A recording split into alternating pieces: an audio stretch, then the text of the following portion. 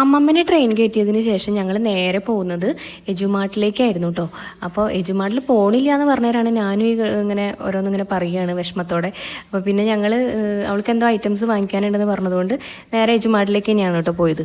അപ്പോൾ എജുമാർട്ടിലെത്തിയാലും ആളതാ എല്ലാം ഇങ്ങനെ നോക്കി നടക്കുന്നുണ്ട്. അങ്ങനെ അതാ അവൾക്ക് ആവശ്യമുള്ള സാധനങ്ങൾ ഫസ്റ്റ് ഫ്ലോറിലാണുള്ളത്. അപ്പോൾ അങ്ങോട്ട് പോകാൻ നിൽക്കുകയാണ് കേട്ടോ. അപ്പോൾ അതിൻ്റെ സന്തോഷമാണ് അവൾ ഈ കാണിക്കുന്നത് കേട്ടോ.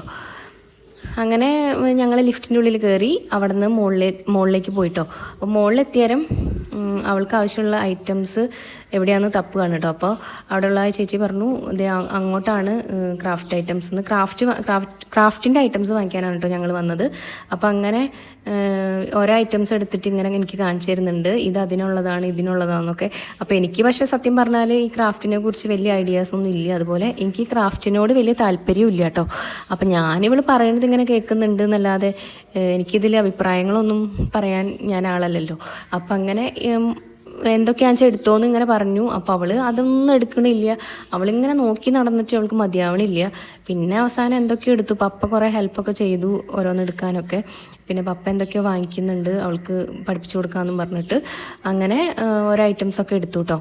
അപ്പോൾ അങ്ങനെ അവൾക്ക് ഈ ഒരു സംഭവം വേണമെന്ന് പറഞ്ഞു. അപ്പോൾ അതും കൂടി വാങ്ങിയിട്ടോ.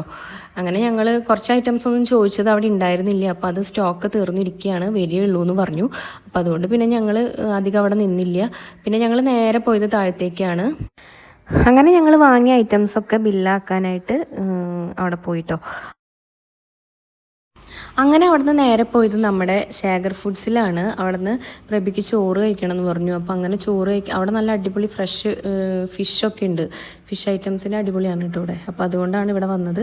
അപ്പോൾ ഞങ്ങൾ ചോറൊന്നും കഴിച്ചിട്ടില്ല. ഞങ്ങളതാ ഈ ഒരു പഴംപൊരിയും നെയ്യപ്പമാണ് വാങ്ങിയത് വെറുതെ. അപ്പോൾ അതാണെങ്കിൽ ഒരു വകയ്ക്ക് കൊള്ളൂല കേട്ടോ. അത്രയും ഒരു ടേസ്റ്റ് ഇല്ലാത്ത പഴയതാണെന്ന് പോലും എനിക്ക് തോന്നിപ്പോയി. അത്രയും ഒരു ടേസ്റ്റ് ഇല്ലായിരുന്നു. അപ്പോൾ പ്രഭി ലാസ്റ്റ് പറഞ്ഞു ഫിഷ് ഒന്ന് കഴിച്ചു നോക്കാൻ. അപ്പോൾ ഫിഷ് കഴിച്ചു നോക്കിയപ്പോൾ ഫിഷ് നമുക്ക് കുറച്ച് തന്നപ്പോൾ പിന്നെ ഞങ്ങളെന്ന് വെച്ചാൽ ഞാൻ കേട്ടോ, അതായത് പിന്നെ ഇത് തന്നെയായിട്ടോ എടുത്ത് കഴിക്കുന്നത്. ഫിഷ് പ്രഭിയുടെ ഫിഷ് ഇപ്പം പകുതി മുക്കാലും ഞാൻ തന്നെയാണ് കഴിച്ചത്. ഞാൻ പിന്നെ ഇങ്ങനെ കുറേശ്ശെ എടുത്ത് ഇങ്ങനെ കഴിക്കുമായിരുന്നു. അത്രയും ടേസ്റ്റ് ഉണ്ടായിരുന്നു. നല്ല അടിപൊളി ഫ്രഷ് ആയിരുന്നു. അതുപോലെ തന്നെ നല്ല മസാലയായിരുന്നു. അപ്പോൾ ചാനൽ ചെക്ക് ചെയ്തിട്ട് നിങ്ങൾക്ക് ഇഷ്ടപ്പെട്ടാലൊന്ന് സബ്സ്ക്രൈബ് ചെയ്തേക്കണേ. അപ്പോൾ ബായ്.